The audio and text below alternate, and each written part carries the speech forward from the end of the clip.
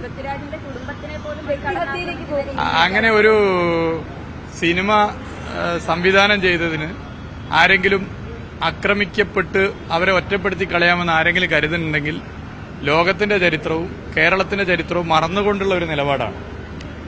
മലയാളികളാകെ പ്രേക്ഷകരാകെ ഈ സിനിമ ഉയർത്തിയ ആശയം എന്തായിക്കൊള്ളട്ടെ ആശയത്തോടൊപ്പം ഉണ്ട്. അതൊരു വസ്തുതയാണ്. പുള്ളിമാന്റെ പുള്ളി തേച്ച് മാറ്റി കളഞ്ഞാൽ പോവില്ല.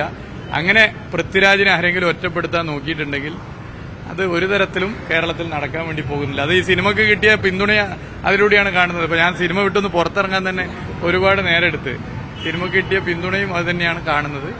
അങ്ങനെ ഒറ്റപ്പെടുത്തി പോകാൻ വേണ്ടി പറ്റില്ല. ഇപ്പൊ ഈ സിനിമയിൽ തന്നെ പല വിമർശനങ്ങൾ പല ആശയങ്ങൾക്കെതിരെയുണ്ട്, പല ആശയങ്ങൾക്കെതിരെയുള്ള വിമർശനങ്ങളുണ്ട്. അപ്പോ ആ നിലയിൽ നമ്മൾ സിനിമയെ കാണണം.